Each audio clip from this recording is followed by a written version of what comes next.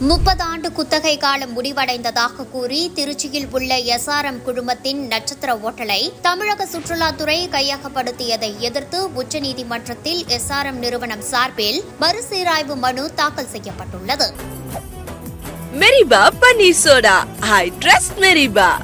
Trichy Khajamalai racecourse சாலையில் தமிழ்நாடு சுற்றுலா வளர்ச்சிக் கழகத்துக்கு சொந்தமான 4.74 ஏக்கர் இடம் 30 ஆண்டுகளுக்கு குத்தகையாக 1994ஆம் ஆண்டு எஸ்ஆர்எம் குழுமத்திற்கு வழங்கப்பட்டது. இந்த நிலையில் குத்தகை காலம் 2024 ஜூன் 13ஆம் தேதியுடன் நிறைவடைந்ததை அடுத்து சுற்றுலா வளர்ச்சிக் கழகம் சார்பில் ஓட்டலை காலி செய்ய நோட்டீஸ் வழங்கப்பட்டது.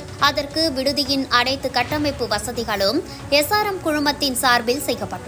எனவே குத்தகை காலத்தை நீடிப்பு செய்ய வேண்டும் என எஸ்ஆர்எம் நிறுவனம் வலியுறுத்தியுள்ளது. இதைத் தொடர்ந்து விடுதியை காலி செய்ய சுற்றுலாத்துறை அதிகாரிகள் மேற்கொண்ட நடவடிக்கைக்கு உயர்நீதிமன்ற மதுரை கிளையில் தடை ஆணை பெற்றது எஸ்ஆர்எம் குழுமம். அதைத் தொடர்ந்து உச்சநீதிமன்றத்திற்கு சென்ற இந்த வழக்கில் 38.50 கோடி பாக்கி தொகையை கட்ட வேண்டும் என்று கால அவகாசத்துடன் எஸ்ஆர்எம் நிறுவனத்துக்கு உத்தரவு வழங்கப்பட்டது. இதைத் தொடர்ந்து திருச்சி எஸ்ஆர்எம் ஹோட்டலை தமிழக சுற்றுலா வளர்ச்சி குழுமத்தின் அதிகாரிகள் கடந்த அக்டோபர் மாதம் கையகப்படுத்தினர். அதை எதிர்த்து தற்போது மீண்டும் மறுசீராய்வு மனுவை உச்சநீதிமன்றத்தில் தாக்கல் செய்துள்ளது எஸ்ஆர்எம்.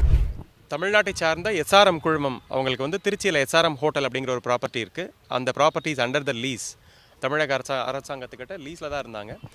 இந்த நிலமானது தமிழக அரசாங்கத்தால் அக்டோபர் 22ஆம் தேதி கையகப்படுத்தப்பட்ட தகவல் நம்ம நிறைய செய்திகளில் படிச்சிருப்போம். ஆனால் அக்டோபர் 27ஆம் தேதி இது சம்பந்தமான வழக்கு உச்சநீதிமன்றத்தில் நிலுவையில் இருக்கும்போது விசாரணைக்கு வருவதற்கு முன்பாகவே இந்த டிடிடிசி தமிழக சுற்றுலா வளர்ச்சி கழகமானது இந்த நிலத்தை ஃபோர்சிபிளாக கையகப்படுத்தியிருக்கிறதா சார் சொல்லியிருக்கிறாங்க. சார் மேலும் என்ன சொல்லியிருக்கிறாங்க அப்படின்னா, இந்த ஃபோர்சிபிளாக கையகப்படுத்தப்பட்டது அப்படிங்கிற ஒரு நிகழ்வானது இந்திய அரசியல் சாசன பிரிவு 14, 19 மற்றும் 21க்கு எதிரானது அப்படிங்கிறதையும் சீனியர் சார் சொல்லியிருக்கிறாங்க. இது சம்பந்தமாக ஆல்ரெடி ரெவ்யூ பெட்டிஷன், அதாவது மறுசீராய்வு மனு உச்சநீதிமன்றத்தில் தாக்கல் செய்யப்பட்டு அந்த மனுவானது விரைவிலேயே விசாரணைக்கு வர இருக்கிறதாக சார் சொல்லியிருக்கிறாங்க. மெரிபா பன்னீர் சோடா, ஐ ட்ரஸ்ட் மெரிபா.